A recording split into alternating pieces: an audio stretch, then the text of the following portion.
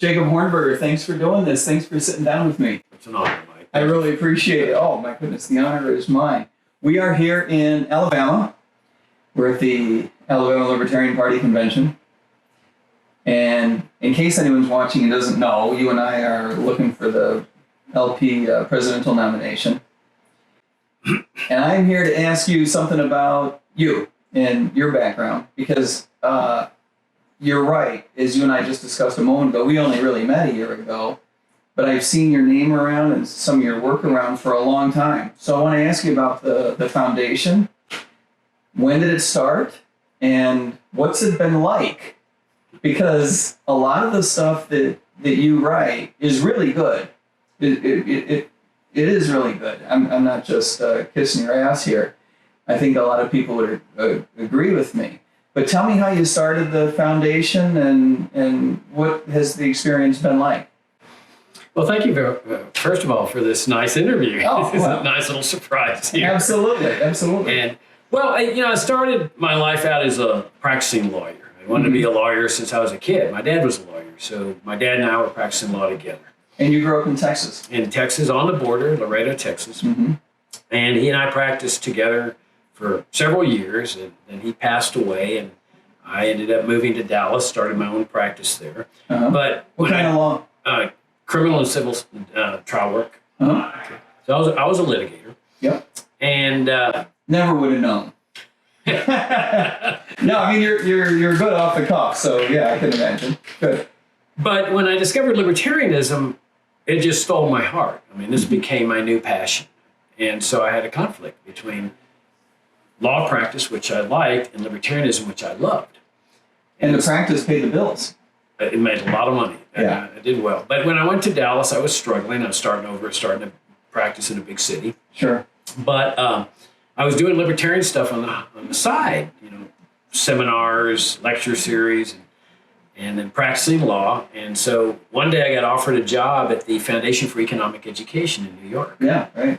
And at the same time, a big law firm out of town asked me to talk to me about managing the new office that they were organizing in Dallas.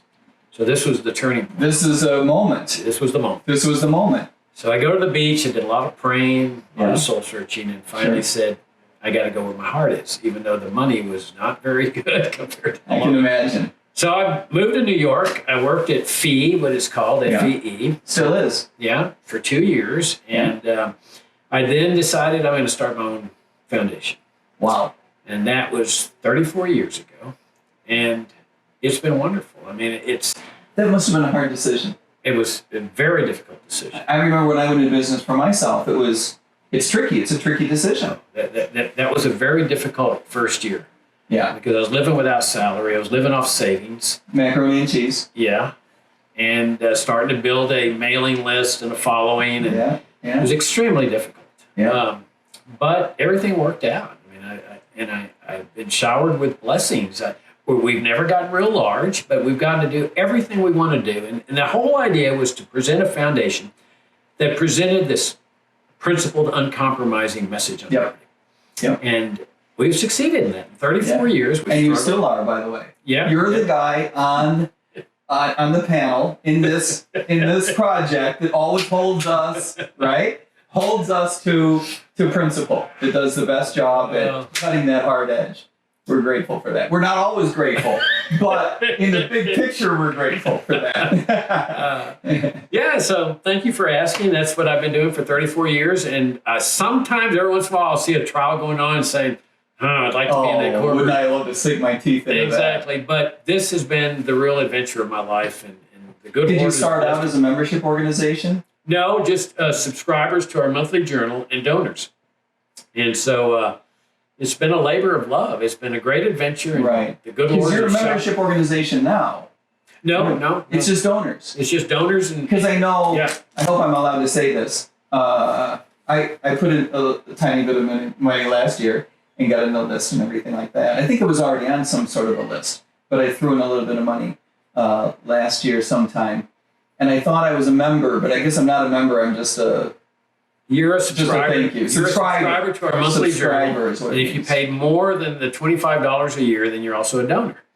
So thank you very That much. I don't remember. I don't know if I don't I cleared remember. the 25 or not. Well, we consider all our subscribers donors anyway, so Of course. you're a supporter, and I really appreciate that. No, I appreciate all the hard work that you've done. Have the topics, I know the answer must be yes, the topics have changed over the years. 34 years? Yeah. That just sunk in. Like you slid that one by me, but It amazes me too. 34 years is a long time. Yes, And look, you and I aging we're only process. in our 40s, so we started pretty young. The topics must have changed in that time.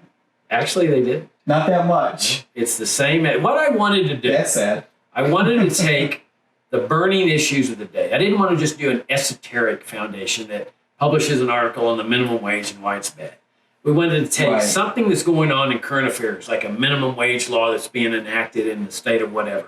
Sure. And then we address that in the context of libertarian issues. Okay. So there's Good. relevance here Right, where people right. could see, okay, we see the application. It's not just some I've academic seen piece. that. Right. I've seen you guys. So do from that. the very beginning, we were addressing the drug war, education, foreign policy. One of our first books was the Case for Free Trade and Open Immigration, the Yep. failure of America's foreign wars. Yep. And How many books have there been? oh gosh, I'm just guessing 20 maybe. Separating school and state, Wow. repealing the welfare state, abolishing the income tax. I mean, these are all hardcore principled books. And then I didn't realize there were so many. Shame on me. I'm just guessing it could be. What's the 18 most or recent? something. My book called An Encounter with Evil, the Abraham Zapruder story, which is about the Kennedy assassination, Yeah. which I've written extensively about. Yes, you have. And that's our most recent book. Tell us your take on the assassination. I would be remiss if I didn't ask you. Everyone's got an opinion on it, but you've got more than an opinion on it. You've looked into this. I have a conviction on it. Okay. Well, Remember, I come in a law background. that's right. And so when people say conspiracy theories and stuff, I don't think in terms of theories. No, you go after the truth. No, I look after evidence. Yeah. That's okay. what a lawyer does. A lawyer doesn't walk into court and say, I have a theory as to what happened here. He says, Right. I've got evidence. You better have more than a I'm going theory. to show you what Right. the evidence shows. So when I looked at this thing critically, I became convinced over time that this was a national security state regime change operation, Yeah. CIA and Pentagon driven. Yeah. But I couldn't prove it beyond a reasonable doubt until I got to the autopsy. And the autopsy that was conducted on President Kennedy's body is the case closed evidence that establishes that they did this, because the evidence establishes beyond any reasonable doubt that there was a fraudulent autopsy committed by the military on the very evening of the assassination. Is it possible, I'm obliged to ask, is it possible it was just screwed up? It was just incompetently either conducted or documented? No. Because after they tried to keep it totally secret. That was their intent, and they swore everybody to secrecy that was involved in the autopsy. But in the 70s, when the House Select Committee started reopening the investigation, they released people from their vows of secrecy. And several enlisted men came forward and testified that they had snuck President Kennedy's body into the morgue earlier than the official entry time. When you're sneaking a body into a morgue, Really? So what did these enlisted personnel, did they say why, or that they were told, or what was going on with them? most of the evidence came out with an organization an agency called the Assassination Records Review Board. In the I remember 1980s. that. Okay. Mhm. That came into existence as a result of Oliver Stone's movie, JFK. Yeah. And their job was to release all these records. Yeah. And they determined that there was this early entry. They found a Marine sergeant named Roger Boyden, who still had a copy of his after-action report that stated, Really? we brought this body in, or we brought this casket in Yeah. a shipping casket at 6:35 p.m. Well, the official entry time of the casket from Dallas was 8 p.m. Yeah. So there's shenanigans going on. Yeah. The two people on the Assassination Records Review Board, a guy named Douglas Horn, who's Yeah. written the definitive book on this, 5-volume work called Inside the Assassination Records Review Board, and Jeremy Gunn, who is the general counsel. Yeah. I'll give you just one example of this. Yeah. Okay. They determined that there was 2 separate brain examinations for this autopsy, when the autopsy physicians were testifying that there was only one. So when people are lying about 2 brain exams, you know something's not right. Yeah. And the way they determined this is they found the photographer for the first brain exam. And he said, I was there. I took the pictures. I was the official photographer. His name was John Stringer. Yeah. So they showed him the pictures of the brain. He says, those are not my photographs. They're different camera, different everything. I don't do those poses there. So those are not my photographs. And he says, and there was 2 autopsy physicians there. The third one was not there. So they took the deposition of the third one. Yeah. And the third one says, I was there when we examined the brain exam. And Stringer was not there. So that's how the AR... So there's obviously 2 different exams. Exactly. And the first exam was clearly John Kennedy's brain, which was depicting shots from the front. That's the thesis here, that there were shots fired from the front, that they were covering up with their shenanigans when the body was brought in there early. Yeah. Now you've got the second brain exam, which is the picture of the official brain, which, by the way, weighs more than the average person's brain, okay, because the weight is there. And everybody acknowledges that when Kennedy got shot in the head, a third of the brain or half the brain was shot out. Exactly. This is an intact brain. And so clearly what they did was they went and got a brain. I thought that you could see Mrs. Kennedy grab a piece of it off the back of the car. Right. Which is a horribly cringy, gruesome thing to think about, the poor thing. Right. But yes, to your point, we all know this. Yes. This is an intact brain. It's damaged, but it's intact. Right. It's not a third of it blown away. Right. And which they could easily get because Bethesda National Medical Center, where this took place, is a teaching hospital for doctors. So they have brain specimens there. Yep. And so that when the AARB comes out with that report, for me, looking at this as a lawyer saying, that's it. That's the clock striking 13. Exactly. And then my second book, though, is I think even more fascinating. And that's on the Zapruder film. You've heard of the Zapruder film, maybe? Of course. Okay. That's how I saw Mrs. Kennedy grab the third of the brain that had been shot out of the Dallas businessman Abraham Zapruder comes in, films a whole assassination. Yep. And the official story was that the film went to Life magazine on the Saturday of the assassination. Right. The assassination takes place Friday. Okay. The film goes to Life magazine. Yep. But that's not what happened. What the CIA kept covered up for 40 years was that what actually happened was the film went to Chicago, where Life magazine's production plant was. It got diverted from Chicago to Washington and went to the CIA's National Photographic Interpretation Center, NIPIC. Yep. Where which I've never heard of. Well, I imagine they keep it secret. It wasn't a secret facility. Yeah. But the guy there, a man named Dino Brugioni, who's this renowned photo analyst. Yeah. He was analyzing the photographs for the Cuban Missile Crisis. Yep. And you can Google him. Yep. He's one of the best in the world. Yep. He discloses 40 years later that he was dealing with the original Zapruder film. Oh, Lord. That had been kept secret for 40 years. He does blow-ups and everything. And then they take the film away. The very next night at NIPIC, they have a separate team there, not Brugioni's team. They call a separate team in. And a man who labeled himself a Secret Service agent says, I'm coming from Hawkeye Works, which was a top secret photographic center in Rochester, New York. Okay.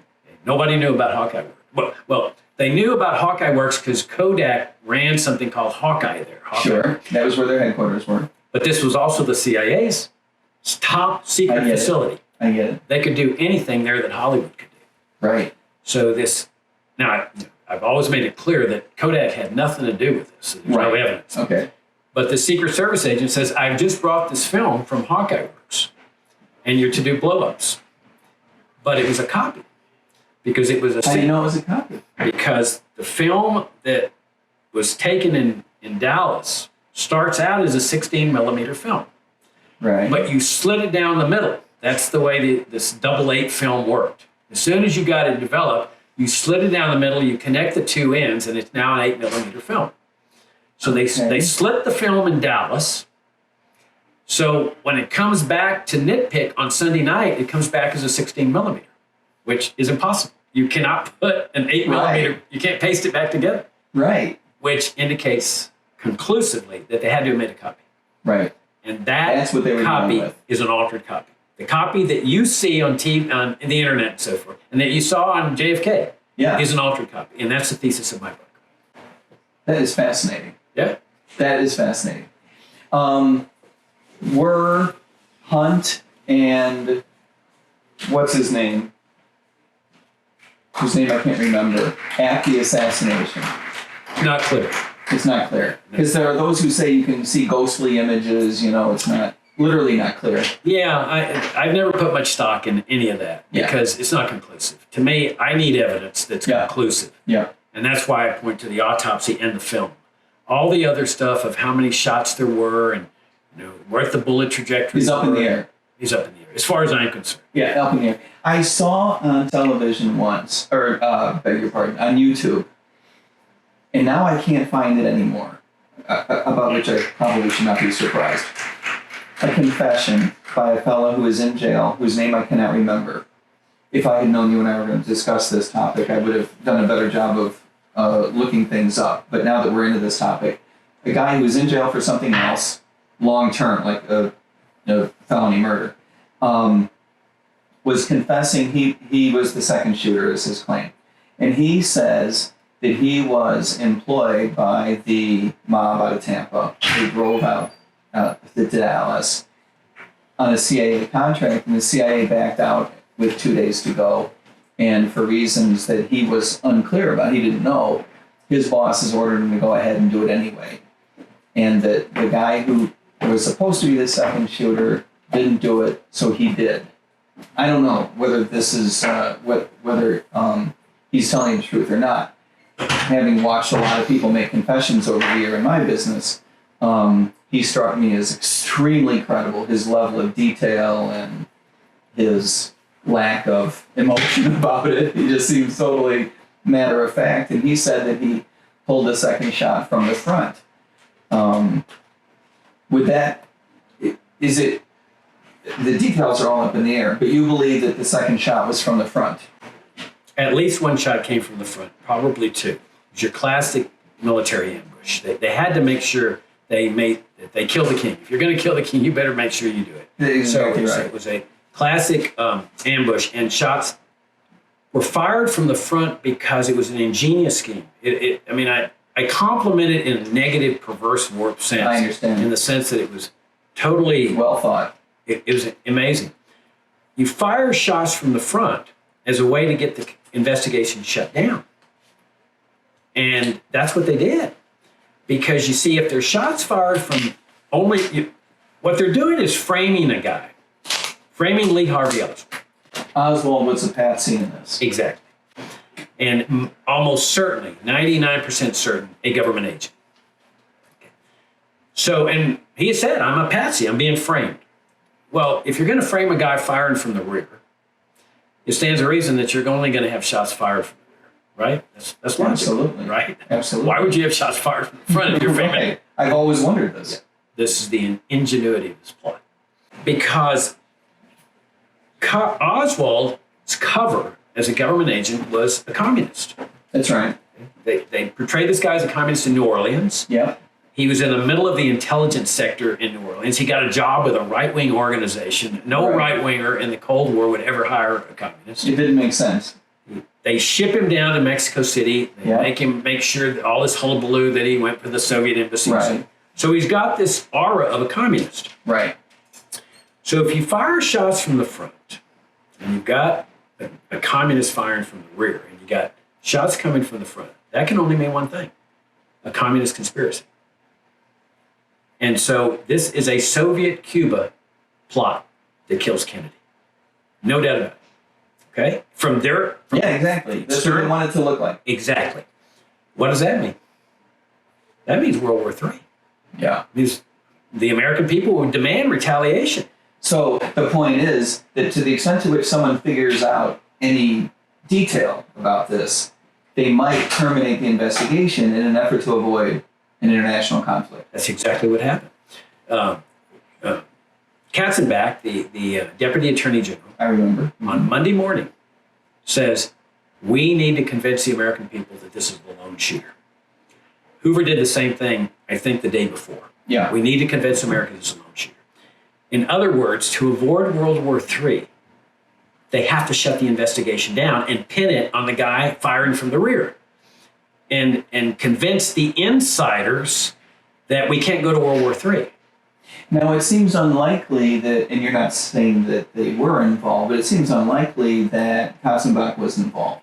No, he's part of this sense of we need to stop this war.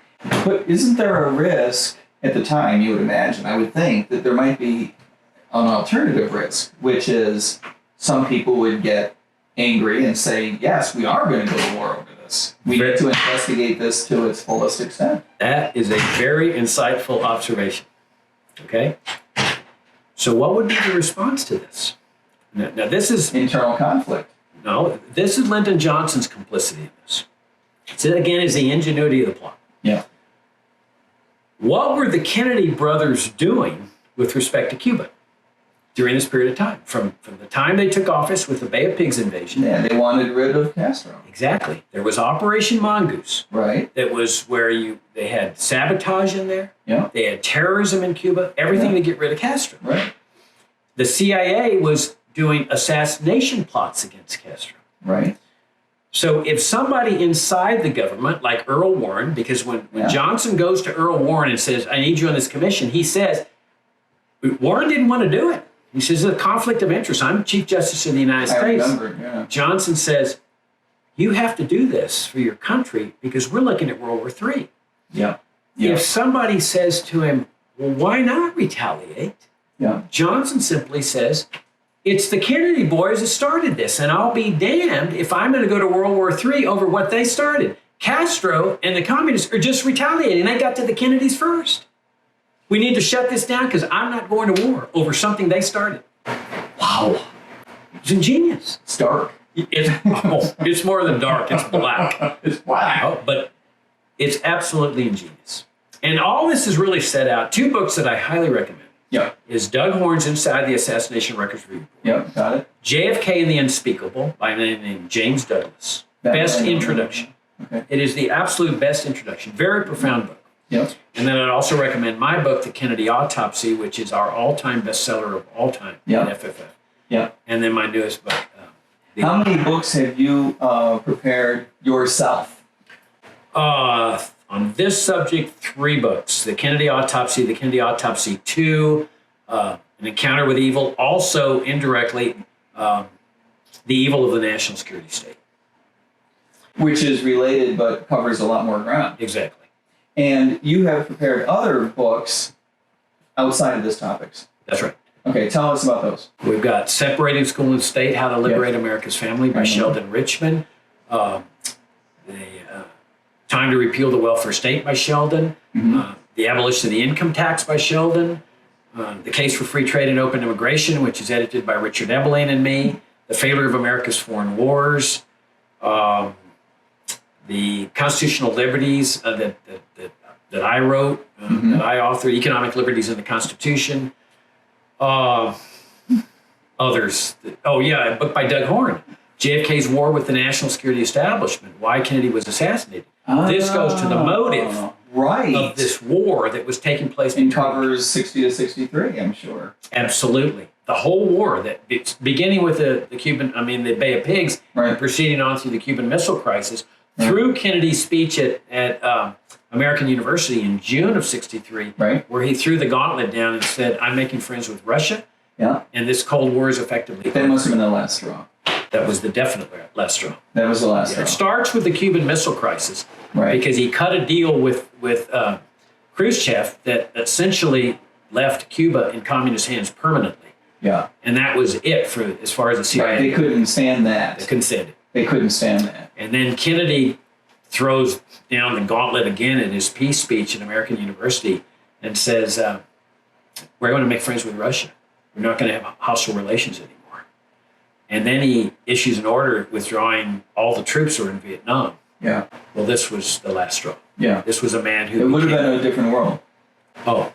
And that's the essence of the books in my last book, An Encounter with Evil.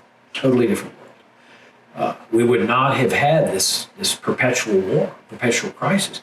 The national security state would essentially have been out of business if Kennedy had. Jacob, one of the things that I worry about, this is not what I wanted to talk to you about, but as long as we're going in a similar direction, one of the things I worry about is that, how do I say this? Over the next couple of decades, if you were to project forward based on the way that our federal government defense policy has played out over the last several decades, it's not clear to me that we're going to continue to be as lucky as we have. In other words, just by the law of large numbers, if you keep doing stupid shit, at some point you're going to be unable to extract yourself as cleanly, and they've all been messy. The military interventions the United States government has engaged in have been one messier than the next. But in relative terms, I worry that at some point we won't be able to get out at all, and that we will trigger a wider war. That could be happening as we speak, by the way. But do you worry that we're on a path to another world war, or that we're potentially on the path to a nuclear exchange? What's your big worry about foreign policy going forward, I guess is the best way to put that. I got to tell you, Mike, that is one of the most astute observations that I think a person can ever make in this country. You are absolutely right. This national security state is heading our country into a very, very bad, precarious, dangerous situation. But they thrive on crises and wars. Yeah. Without them, they don't exist anymore, because the reason that this federal government was converted to a national security state, which is a totalitarian form of governmental structure, was because of the Cold War. They said we needed to do this conversion from a limited government republic with just a small basic military force. Right. But they are getting this country with their perpetual crises ever closer to a nuclear exchange. And you can see this in Ukraine and Russia, because this really is a war between the United States and Russia. Yes, it is clearly. Ukraine is the proxy. Yeah. It's They're being used. Those people are being used. Of course. Yeah. They've had their whole country destroyed. Yeah. And there's no doubt in my mind that this is a Pentagon CIA driven operation. Yeah. They're ecstatic because they've got Russia with their own Vietnam. This is when they lured Russia into invading Afghanistan, what's his name? Brzezinski. Right. Bragged about it. Yeah. Said, "Oh, we gave them their own Vietnam." Yeah. And that's what they're doing in Ukraine. But any slip up, any rocket that lands in Poland can be used as an excuse to unleash nuclear weapons. Absolutely. And of course, several politicians have said out loud that the best motivation for continuing to fund the Ukraine conflict is to degrade the Russian military. In other words, this has become explicitly and per se a proxy war. Not even a proxy war for the sake of something else, but a proxy war for the sake of it, for the sake of degrading the Russian military. Do you worry about any one particular theater versus another, or do you see it maybe? I think for me, I'm not sure which theater is going to explode. It's just the general attitude that we can keep poking and poking and pushing and pushing and pushing. And I fear that at some point we won't be able to extract ourselves. I think you're absolutely right. I mean, they always have to have a crisis. Yeah. So when they get out of Afghanistan, they don't skip a beat. They pull the trigger on the Ukraine crisis, invite Ukraine into NATO. It was an hour went by, that was it. Yeah. And nobody engages in any soul searching on Afghanistan, this 20-year debacle, because now everything's on Russia. Russia invaded Ukraine and all this. I think the Ukrainian conflict helped them avoid the soul searching. Oh, absolutely. The reprisal, the analysis. That's why they pulled the trigger so fast, so that there wouldn't be any of this self-examination. But they've got China over there as a standby, with Taiwan. They've always got the ability to provoke and to incite crises. They're experts at it. And the problem is, North Korea is another one. Now that has subsided, but remember, Donald Trump had that all hyped up. They can hype that up immediately. Anytime they want. Within a week, and it's on front page. And as you point out, there can be a slip up any step of the way. And all of a sudden, we're looking at a nuclear exchange that wipes out mankind. I worry about that. I also worry about a fiscal collapse of the U.S. government, and I worry about a civil rights led meltdown of our government. I truly believe that without a fundamental course correction, one of those three crises will bring down the federal government of the United States before the middle of the century. I worry about that very much. But I don't know whether the American public are ready to worry that profoundly, that fundamentally. No, because they put their faith in the government. Everything will be fine.